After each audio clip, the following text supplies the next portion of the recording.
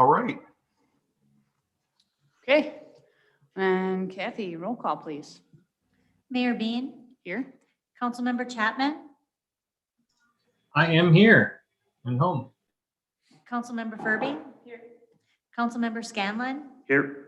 Councilmember Skug. Here. All right, thank you. Then we will open it up for agenda comment, if there is any. Jim, I don't know if there's anyone else, any public on? There is not, Your Honor. Okay. Then I'm guessing that means no public comment. So we will close public comment. Moving on to agenda items. Number 1, request to purchase new loader for DPW. And that has a subpoint of declare a surplus, case bucket, and cat with 2 buckets and a fork. So, Craig. So I will get you started and then turn it over to our chief mechanic, but basically following the systematic approach of looking at our fleet and trying to figure out what's going on. The main reason why we called this special meeting for this is because there's a lead time to getting the new loader. The new loader is proposed with a broom, which would be tied to our spring cleanup of our roadways. And so we want to get that started so that by the time we get out of March and into April, we're ready to go. We believe that using a loader and a broom. I'm hoping for clear roads in April, you know, like the groundhog says 6 more weeks of winter, but nonetheless, you might be right. I'm not trying to jinx us, right? But the point is that one of the vendors had a 7-week lag time and one has a 3-week lag time with some possibility of a couple extra weeks of lag time on attachments. So the sooner we get it in the council decision, the more likely we are to have it when we are ready to do street cleanups. So from that perspective, I'll turn it over to our chief mechanic and let him walk you through some of the highlights of the packet. Alrighty, well, like I said, we're looking at trading in, or they're gonna take from us 2 loaders and a sidewalk plow that's already in surplus. These are the 2 loaders that we have chose are they need the most maintenance in our fleet right now. I think we're gonna get rid of 2 loaders and do it with 1. So we're actually getting rid of a piece of equipment. We're gaining a broom. I guess they're both of these pieces of equipment are able to do the job. We kind of went through and compared them. We did an apples to apples kind of comparison. One is going to have 350 hours approximately. The other is going to be brand new. They both have snow tires on them. One has a little bit cheaper snow tire because it's already on it.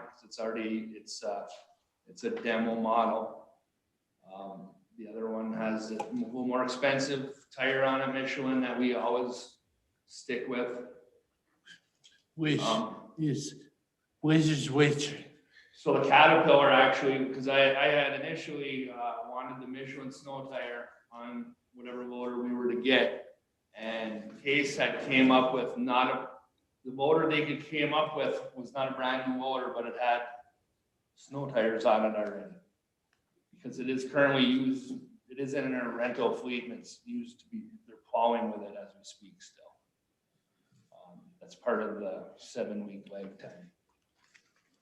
The Caterpillar is a brand new machine, and they had spec'd it with the snow tires that I had requested. We're also looking at using one of our loaders that never gets used other than snowblowing.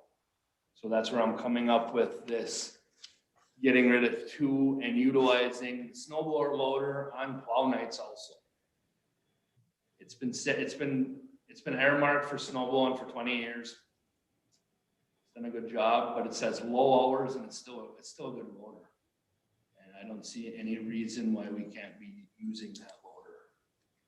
And the cat is in pretty tough shape, and also the case that we're looking to get rid of.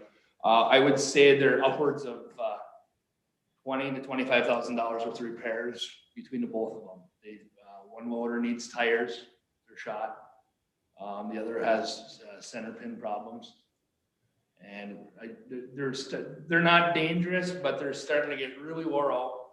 And we're gonna have to make these repairs if we decide to keep these loaders.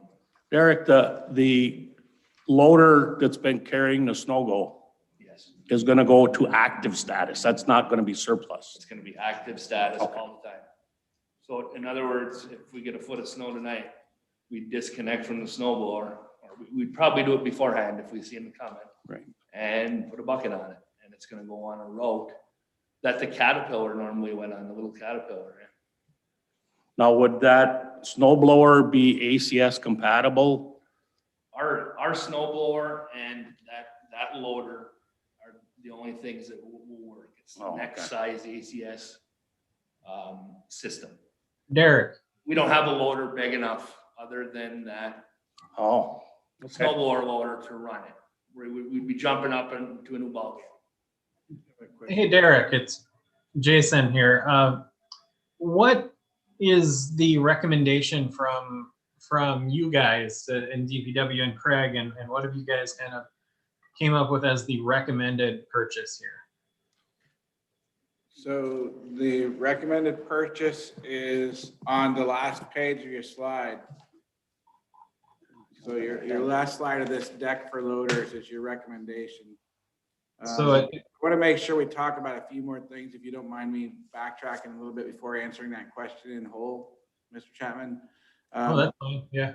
Just to help Derek close some of the key considerations. One, we're getting rid of 2 loaders that he's already talked about needing maintenance, but we also have that sidewalk plow that has been a thorn in our side that has some value, but it's not of value to us. We're also getting rid of that with this.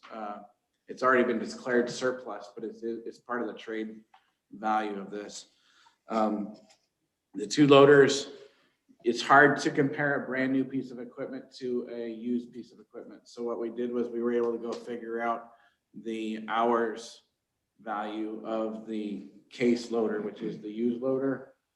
We projected the additional hours that would happen while we're waiting for its delivery. And so we were able to show what that value is, add it back into the case cost to give you a side-by-side comparison so you can see what those hours were. So 350-ish hours was about $11,000 that we added back onto the case total to give a side-by-side comparison if you were to buy that case new And versus with the used. And that's what case is, what they're giving, they're valuing that 350 hours approximately, what it'll have if we were to get it at that time. And they're valuing that at an $11,000 discount towards us. So in other words, if we were gonna go buy a brand new case with no hours, you'd have to add that 11,000 for sure back to it. And the one thing Case had told me is that their lead time for a brand new loader, we're right in that transitional period of they're going to the next model year. It might have been even a little further out. So that's why the salesman at Case had picked this loader here that he knew would be coming available. But it is not without hours on it. Back in a few pages, it says, trade value for surplus cat 53.4, surplus case 53.5. Does that include both and the sidewalk plow? Yep. Okay. Total trade value. The package. And Yes, they sir. both came in that close on what they would give us for our equipment. Yeah, $100 apart, really Yeah. close. The comparisons are really amazing in this package, in that you're comparing a new to a used, and they're coming in, the trade value $100 apart, Yeah, and the actual purchase value difference was $3,355. So really close. Good competition in our market. These are both local businesses competing for our local business. So we were real happy with that. A couple other things that are just difference between them is Case is offering a warranty of 3 years for 3,000 hours, excuse me. And Cat was offering 5 years or 5,000 hours as part of this deal package. So you're getting an extra 2 years and 2,000 hours of value for that $3,355 as well. ACS couplers are already part of the Case package. We had to get Cat to go out and actually scope an ACS coupler, but that keeps all of our parts in this loader class the same, regardless of Cat or Case across our fleet. So all of the equipment that we have in our shop now, plus the new pieces, will all interchange with each other, which is one of Mr. Scanlon's questions, other than the size of the loader difference for the one that he was asking about. And so these, again, are real close. Case was offering their financing at 3.24%, and Cat is offering at 2.99, so even a little bit less in the financing realm as well.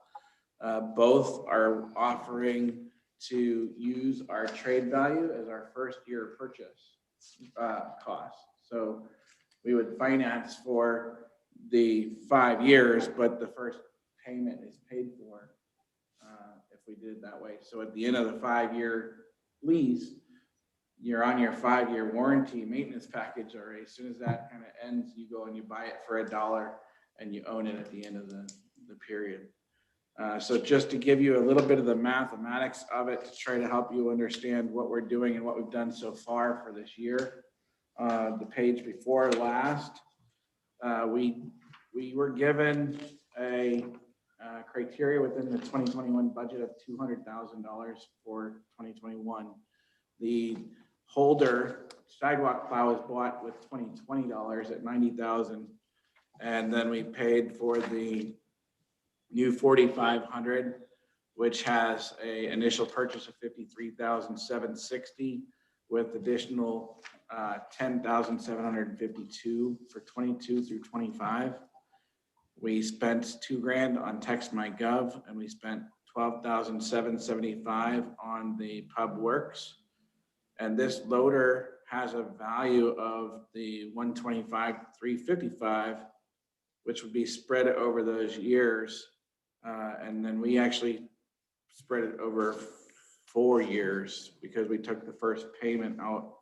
So that $31,388 is correct, I believe, out of the 4 years. And then the total expenditure for this year, for 2021, is only $25,527 because we're pushing into 21 through 25, or 22 through 25. So this year, we would already have acquired $193,000 worth of equipment for $25,000 the way we're purchasing. The trick is to keep our eye out on what we're doing in the future because we're committing to 22 through 25 with the lease options. If that becomes a concern for the council, we just need to know so we adjust the way we're doing it. But the way we're doing it right now, we could be potentially on track to get $1.55 million worth of equipment, but then we would commit all of our next 5 years maintenance budgets. So we've got to figure out where that tipping point is going to end up. But right now we're doing real well at only spending $25,000 to get $193,000 in new equipment, given the age and condition of our fleet and the fact that we haven't bought any new equipment. But I thought that was important to understand how our numbers are and how we're spending. You know, Craig, one sir. thing I want to just say here to you and Derek here, I'm really impressed with the way you guys have put this package together. And I guess for my personal dealings, I do know that Fabic has a pretty good service group there that will come out and service things. So if that means anything, I guess I've dealt with Fabic and I know that their reputation for service. So. Yeah, and there is a service difference between the two as well.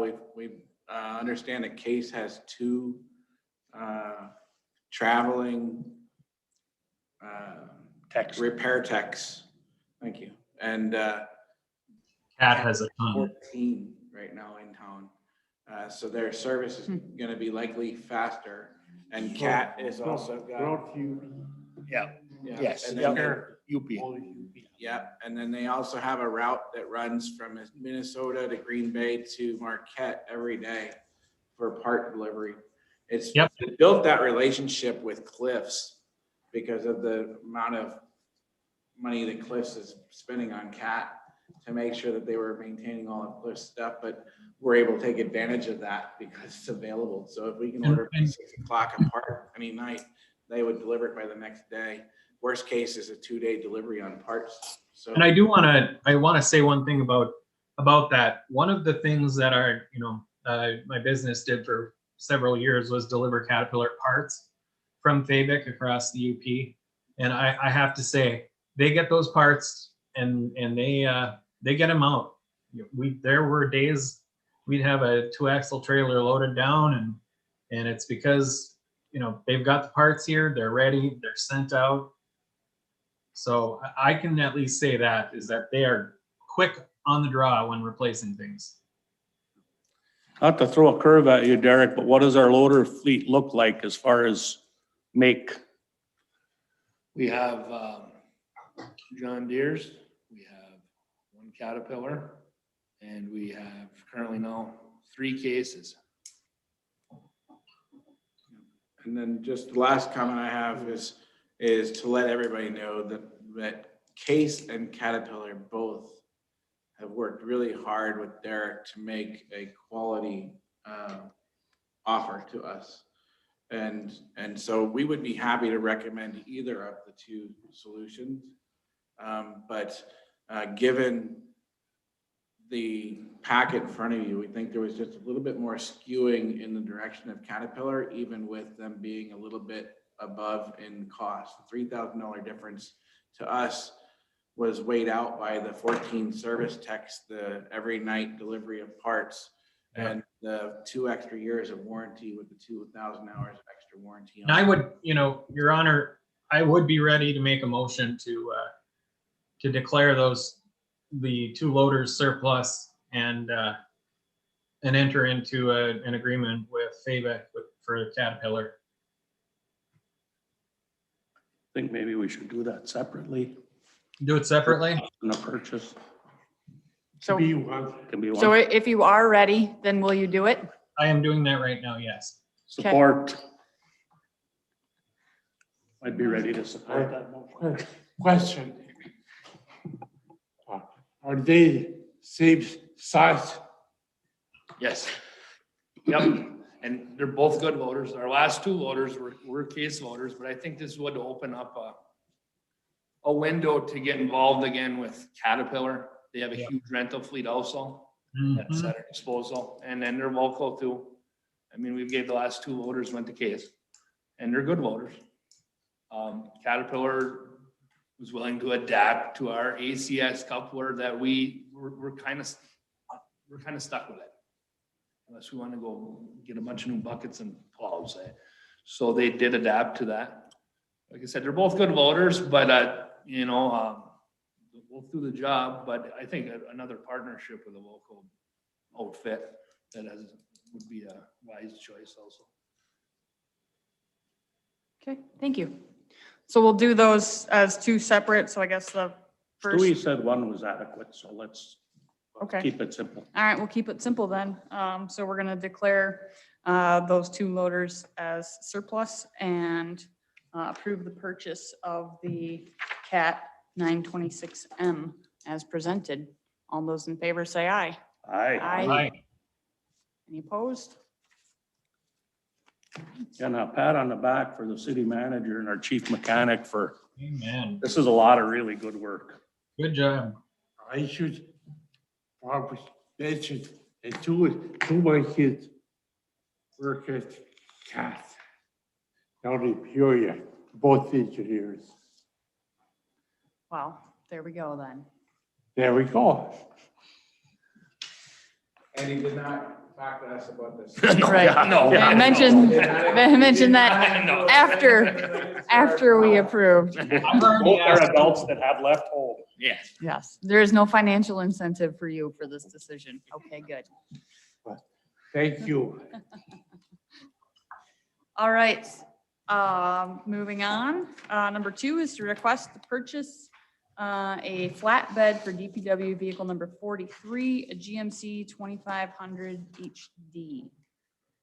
So this is a new concept that was formulated by Derek. We've been looking really hard at whether or not a whole truck needs to be replaced, or whether we have some trucks that the chassis and the engine and the body is in good enough shape, but some component in many cases of our pickups or our beds, they get a lot of beating up from whether it's road salt or equipment.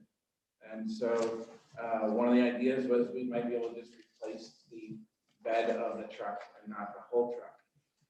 And so this one is about checking the ability to use a flatbed versus a pickup truck with sides. We do a lot of loading of equipment, and it would be convenient sometimes to be able to side load a truck, and you can't do that into the side of a pickup bed. You have to come in from the rear end and through the tailgate. And so the concept here that we're proposing is to change out the bed of a pickup truck with a flatbed on top. And so we looked at this in a couple of different ways, but repair versus replacements. We got some cost, and it's about $44.90 to buy a replacement box, a pickup bed for pickup bed, as opposed to what we're proposing here with the flatbed.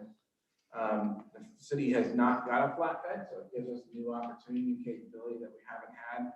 And if we needed a stake sides, we could relatively easily either get those or make those ourselves. We have the ability, and we have some shops around that could actually help us with making a stake bed if we needed sides. But this gives us the ability to strap pallets down or other things onto the side of on the back of the flatbed and come in from the side. Increasing our flexibility and some of our capability. Some of the constraints, again, is if you don't have the sides now and all you have is flat, but we have very easily the ability to generate that. And then the flatbed hauling, we'll have to make sure we have straps that are in good shape and that we're available to be part of this truck. So where the truck goes, the straps go, so that we ever load anything. And then we had to make sure that it fit the 8-foot chassis. Pros and cons, again, inexpensive way of figuring out a new capability, right? So for about $3,000 or so, we can test out our ability to use a flatbed versus a pickup bed, and also the testing the capability of changing out the bed and keeping the truck, minimizing the total purchase of fleet. Where most people just say, just replace the whole truck. We're able to just replace a component of it. So again, the worst thing that we could find for con was just not having the sides available right now. But we can do that really easily. So it does not have stake pockets as it's gonna come? It has pockets, but it doesn't come with sideboards. Okay. Yeah. Still, dump. No dump, no, just a flatbed. Yep, no dump. So we looked at a couple options for the funding. Reality is we're looking at just paying flat out for this one, and it's $34.61.63. That's delivered right to us, and when you compare it to the cost of buying a box, you're actually saving $1,000 in order to test this out, give us a new capability. And so at this point, we're recommending to purchase flat out a $3,461.63 flatbed to replace a pickup bed. Again, you see an expense chart on the next one. So we added now into the expense, we assumed the loader would be authorized, and we added that in, so your account all went up. So you're now at $28,988 for the year, with a continuation of $42,140 per year, 22 through 25, if we make this decision. Your Honor, I make a motion that we move forward with the recommendation from our chief mechanic and purchase the flatbed for $3,461.63. Support. One last question. What year is the truck we're putting it on? I think it's a 09, Oh, 08. okay. Relatively new. Yeah, and I mean, the miles are 50, 60,000 on it, so if we can get 4 or 5 more years out of it. And keep the A new truck with a flatbed and 4-wheel drive is $42,000. So, I'll Well say, done. I really appreciate these packets. I like the way this is presented. I think it's pretty straightforward and it seems like, you guys have done sufficient work on finding ways to be efficient in our spending. And I really like what we've spent year to date, what's carrying over, and then the total value that we've acquired. I think that's really nicely laid out. So thank you. So we have a motion and a second. So all those in favor of purchasing the flatbed for $3,461, say aye. Aye. Any opposed?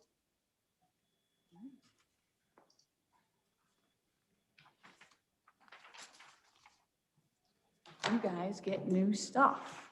yes. And now we're on to the exciting stuff. Mhm. I'm excited. All right, moving on to number 3, authorized commitment of matching funds for rural development grant for the campground on Moulton Road. So I'm gonna try to hit the high points and then let the mayor and Scanlon also comment, but as you all remember, the budget guidance for this year was we didn't follow the normal cycle. And we were trying to manage some things, and one of the things that was put before me was to look at trying to put something in for a real development grant and commit some city funds towards that grant. So what we proposed in our initial grant was a $100,000 match to a $100,000 grant for developing a campground. The site that's actually showing right now across your shared screen is not the original site. The original was 47, I'm sorry, it was 47 large RVs and 51 small RV stations that were originally proposed. One of our local businesses, I think, contacted each and every council member and had concerns about whether or not the city was competing with them for business. We met with them prior to being informed that the grant was being offered to us. We met with them after we were notified that the grant was being offered to us. And in conversations, the primary concern was related to RV pads versus a rustic type of campground. The rustic type of camp setting was not the niche market that individual was competing for, and was much of our city's comments from at least the Club Ramba was that they were looking for something a little bit more rustic, close to the bike trails. So I was asked to talk to the state, see if they would continue to allow us to accept the grants if we had a design change. The answer to that question was yes, they would allow a design change. So then we went and did the design change. And now, Jim, if you were to share that screen, what we did was we went to one of the originally proposed areas for rustic campground, which is at where New York Street ends and becomes a dead end circle. It's rocks bouldered off and becomes sort of a little gravel trail along a cliff's edge. Wrong slide. Rustic campground.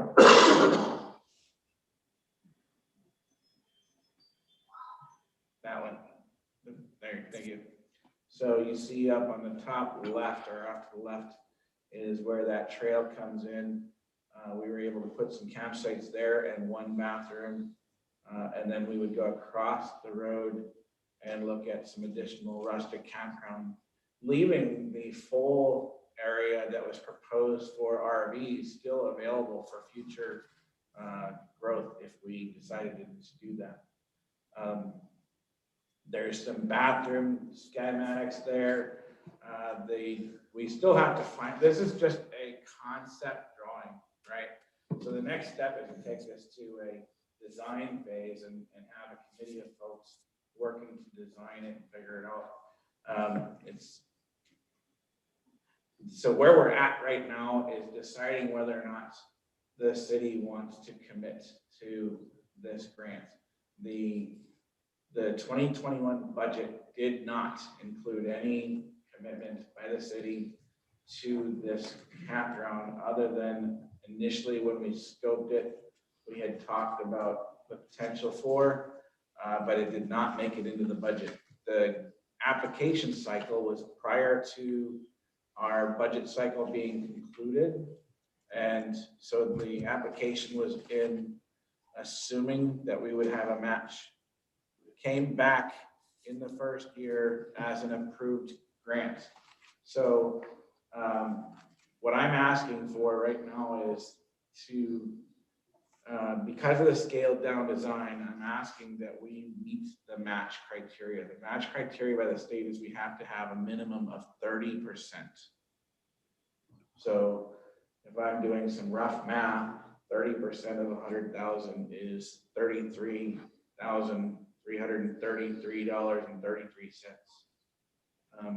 There's probably some state mathematics, but it would be really close to that number to make sure that 30% matches. But the state has awarded us $100,000, but we do not have a commitment of the match. So in order to receive that $100,000, we need to decide whether the city council recommends to use the 30% and commit to it. The choices for where the funds would come from is 30% is 30,000. yes, I'm not sure where the math is. It's somewhere between 30,000 and 33, but 30% is what we're talking about. That wherever that math falls with the state, but the max is at other end.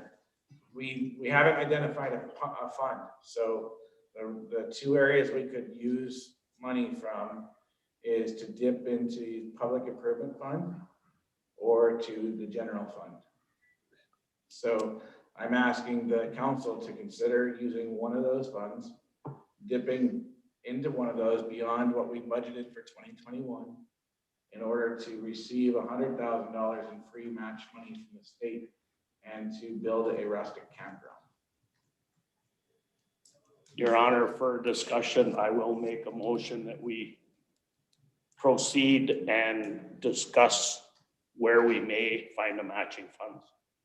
Support that. And if I might, I'd like to kind of say maybe each split it in half, take half from the general, half from the capital improvement fund, if that's kosher. But the backstory to this personally is when we made the motion, we added it, included it in the budget. I didn't think we'd get it in a million years on the first go around.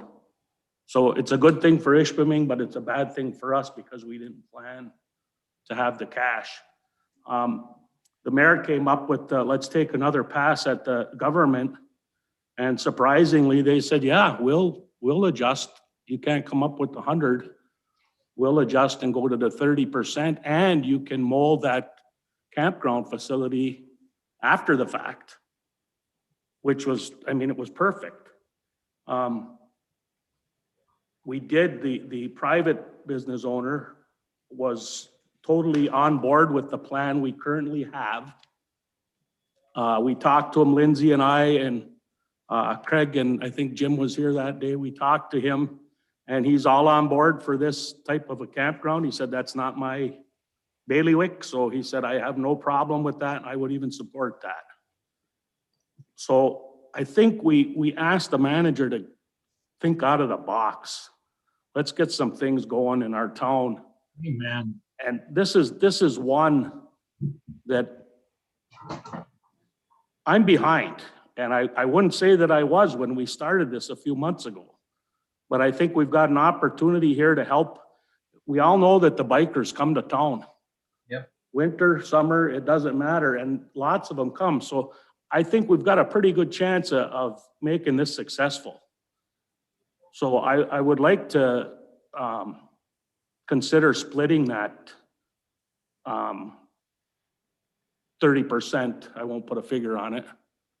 But I believe Stewie's right. I believe it would be 15 and 15. And split it from capital improvement and the general fund if that's comfortable. Again, we just got done with a big discussion about quit spending, but this is a great opportunity for our community. We would be missing out. Thinking out of the box. Yeah, we'd miss out if we didn't go through with this, Pat. I agree with you. Yeah, I'll add that, so I've had a couple of other conversations since we spoke with the business owner last week. And I'm really happy with the way that this has sort of come about after we had that conversation. We were concerned that maybe if we went back to the state, they were gonna say it's either all or nothing. I think we're, looking at a win-win-win situation kind of all the way around. I've also talked with someone who lives over here on the end of New York Street, and I can't say that they aren't super thrilled about the east side portion, or I'm sorry, the west side portion. And then I talked with Ramba. I went to their board meeting last night and spoke with them, and they're very much on board with the idea, although they had some concerns about number of campsites, impact to trails, benefit to them, et cetera. And so they were interested in having one of their members serve on the committee to work with the final design. So I've gotten a lot of input on the design that's up there, which obviously is not the final sort of project, but everyone is supportive, I suppose, with concerns, but that's nothing that seemed insurmountable. So I think this would be a great opportunity for us. I have one random piece of fact that was not considered, but one of the products that was handed to me from the previous administration was that there was some looking at forestry and some of the areas of dead wood and dying forest. And this area is actually one of those spaces. And it turns out there was actually a plan to do some forestry harvest in this area. So I'm working with the Conservation District and the forester, Matt Watkins, from that perspective in this area, and looking at some of the stuff that was kind of projected, that may be an additional win for us, and that we may be able to look at selling some of that wood in one manner or another, or even breaking even on some of the costs, because that project could be executed from what was already kind of drafted as an amount of cords of wood that could be harvested from that area that would tie right into the plan. So there may be an additional win that comes from this that we didn't plan on or isn't even projected at this point. It's a good start for a forest management plan for that area as well. We've been talking about that. Yep. Cool. So you see, grant for 100,000 with that is 30,000. So we'd be looking at It'd be $130,000 a total. $130,000 investment in a campground. Mhm. All right, so I think we have a first motion and a second. Is there any other discussion on that? Okay, if not, then all those in favor of authorizing the commitment for matching funds for the campground, please say aye. Aye. Any opposed? I would say both. Proposed split in the Yeah, Yes. okay. You So, want that in the motion? yeah, Yeah. yep. So with the split, half coming from, is it capital or public? He said capital, you said public. I might have said capital improvement. I think it's public. Okay, you said Public. capital, he said public. Public Improvement Fund and the general fund. All right, and I think that was unanimous. There are no no's. Okay. Moving on, number 4 is accept the grant award from the Rural Development Grant for the campground on Mountain Road. And So there's not a check for this yet, but I wanted to tie these two together in this meeting. So what we have to do is a budget amendment to then accept the grants and then make sure that it gets earmarked specifically to the campground. So as the grant documents start to catch up and we show the state what they need and the state turns around and cuts us those checks, they cut them in sequence based on project execution and whatnot. You obviously use your matching funds first before those checks come. But if we do a budget amendment now to say that we're willing to accept that 100,000, we're ready to go and process it. We don't have to have any more meetings about it. It'll just be based on the execution of just like any other grant that we process paperwork with the state cuts the check and it pays the vendor, whoever's doing that work. So we need an additional action to amend. It's a budget amendment to accept the grant. I will so move. I'll support that. All right, so the motion is to amend the budget to accept the rural development grant for the campground on Mountain Road in the amount of $100,000. All those in favor say aye. Aye. Aye. Any opposed? All right. Then we can move on to number 5, award bid for engineering services for NDOT Small Urban Grant, the Empire Street reconstruction. And so, as you are aware, we committed in our 2021 budget $400,000 for road improvements. The RFP went out relatively early in the year, but it was late in timeline. The way this process works, we should have had this RFP out in like February, assuming that you guys were going to award the roadway. But the roadway dollars and the amounts were in question, and I wanted to make sure I got the RFP correct. So now we're sort of behind the curve when it comes to the MDOT timeline. And so we're working through it. Some of the initial stop points are in January, and our RFP didn't finish until February. So we took a chance, and I've got Hattie Charlotte on board. UPEA has offered to help us with at least getting some of those check blocks done with the state to keep the process moving should we get to executing the MDOT. We believe the MDOT is executable this year. We being you and UPEA. Myself, UPEA, and Bruce from MDOT believe that we could still make this work, but we have to move swiftly. UPEA is committed to helping us do so, right? So they've been instrumental for a lot of reasons, but certainly helping us connect with Bruce, talk to Bruce and Lynette to figure this out and working with timelines. We put this proposal out.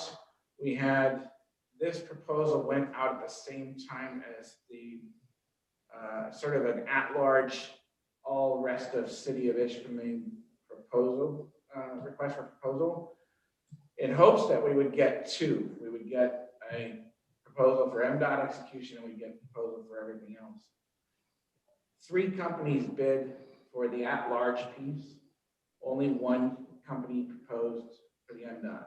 So the other 2 actually came on board with a letter suggesting that they thought it was a bridge too far and they didn't think they could do the MDOT piece of this. With that. OHM and GEI. And so those 2 companies did not submit a proposal.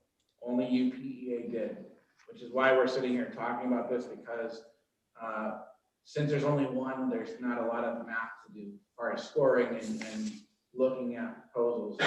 It's 1 or none. My thought is that if UPA can help us and secure this MDOT grant. The risk is that we go through the process and we don't get the money. We believe that we will get through the process, that is on time enough to be able to execute this year. The MDOT. match is 95,000. The MDOT grant would be $375,000. So I think it's in our best interest to at least get this train rolling down the track and do everything we can to secure the additional $375,000 that is earmarked in our year. Every 2 years, Ishpeming comes up for the urban grant, small urban grant, and we're in our year. It's $375,000 that if we choose not to accept this proposal, we will not get. If we choose to accept this proposal, there's a strong chance we will get. There's still a small chance that something could go wrong. We don't meet the wickets or the timeline and lose out. But I think it's worth the risk to accept the proposal and seek the opportunity. And I would like if Hattie would talk for a moment just about what UPA's commitment has been so far and why you feel like you can make this happen. Sure. So can everyone hear me? Yep. Yes, we hear you. Hi, I'm Hattie Charlin from UPEA. So as soon as the RFP came out, which we were aware of, we've been discussing the small urban funding since last summer with Craig. I put a call into Bruce Katzbahn at MDOT in Lansing, a longtime contact of mine that I know pretty well. So I wanted to just get his gut feel. Can we do this? Are we too far gone? And basically, he gave me the feeling that we could. And we had a couple email exchanges with him, Craig, myself, and Lynette Furman, who runs the Urban Roads Program for MDOT. And their suggestion was to submit a NEPA form for review. And UPEA went ahead and did that free of charge. It's submitted on February 1st, because that's the longest, usually the longest review time is on this NEPA form. So we did that. MDOT puts out a project planning guideline every year. So we know where we're supposed to be right now in order to construct this summer or this fall. We're not really far behind. And right now, I think we could probably do a July or August letting, which means the project would be awarded to a contractor in July or August. Being that the project, as far as I know, without any utility work, is going to be a pulverized in place project with potentially curb and gutter and sidewalk replacement and sidewalk ramp replacement as needed. I don't think it would be a long project. So I think starting in August or September would not be an issue. That being said, if we do stumble somewhere along the way with the schedule, the main goal with retaining your funding is getting it obligated in fiscal year 2021, which for MDOT ends on September 30th. So if we do not get final plans in by May or June, we still have an opportunity. And Bruce basically said, if you can get us final plans in by mid-July, we can obligate that funding and you could construct next year. So there are a couple options for construction, whether it be too late in the season to take it on this year. But my main concern is I don't want you to lose $375,000, not on a road, not in the city where we know that people want the roads fixed. So I am on board and I will go above and beyond to make sure that the city retains this funding. So that's it. Anybody have any questions?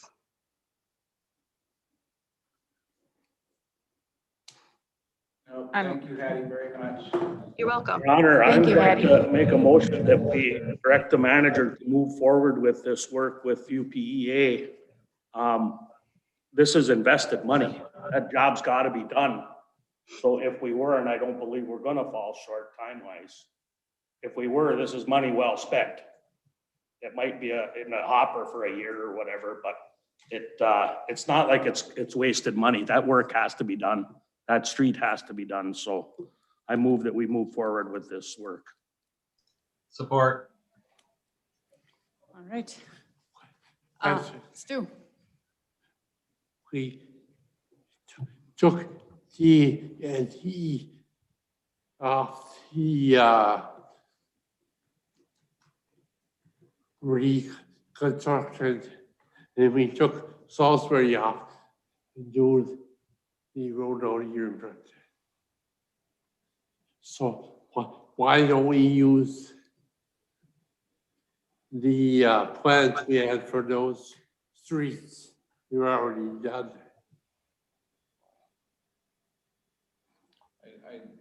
I'm not sure I understand. I think I might understand. You know where Washington Street is? No, I do. I think that. C and D were supposed to be done under that 2-year project. Yeah, instead we did the street out here. Right, the grant money is coming in earmarked for Empire 3rd to Main. That's the way it was filed, and that's the way it came in for this year under the We grant. left doing that. That's the street. That's my understanding, is that we have to do that street from 3rd to Main, Empire Street from 3rd to Main. with these funds. Do we have any? Patty, do you know if there's a chance to change the street under this grant? No, they don't allow you to change your project at this point. I know we discussed that before about moving that money in. But we still have $305,000 to discuss yet of road work for this city. Okay. This is the first 95 of the 400 that you put into the budget. You put $400,000 in 2021 for new roads. This is the $95,000 match so that we get the $375,000 from the state of free additional money. We're going to get nearly $1 million worth of roadway if we get this $375,000. This 375 plus 95 is earmarked to Empire and Main, or Empire 3rd to Main.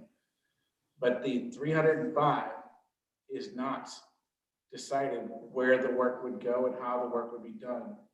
Those proposals are sitting downstairs as a separate RFP with separate bids. And I was trying not to confuse those things, but you still have opportunity to argue for your streets that you're getting done that is outside of this scope. Oh, also, we probably did so borings before. Right, so those are showing as options. There's some option in their total cost, but when they propose against an unknown RFP, there's some things that the state may or may not say we have to do. They may be an option to us, and we may choose not to do that and carry our money further. We have to have those when we put the new sewers in. They may be required, they may not. This is their No. proposal. We have those done. We've been done, yes. Yeah. So we may not need them, is what I'm saying here. Yeah. So that may be a cost savings. This is their proposal. This is not their line item cost back to us. This is their proposal, and it's listed as an option. So we may not need to execute that. option. This is maximum. 7,000, right. Which would mean 7,500 could be used somewhere else, given we have soil borings. It's just how the proposal comes across as a schedule of fees for this project. In case they needed it and didn't have it, it would cost us that much to do it. all right. Stu, are you satisfied? Okay, so we have a motion to award the bid for engineering services for the MDOT Small Urban Grant to UPEA for the Empire Street reconstruction. All those in favor say aye. Aye. Aye. Any opposed? All right.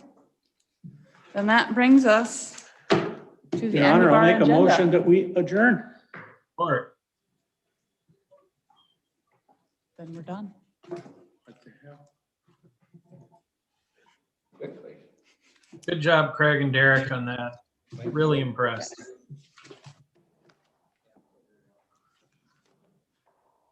Lots of exciting Uh, stuff. Ken, turn your microphones from red to dark.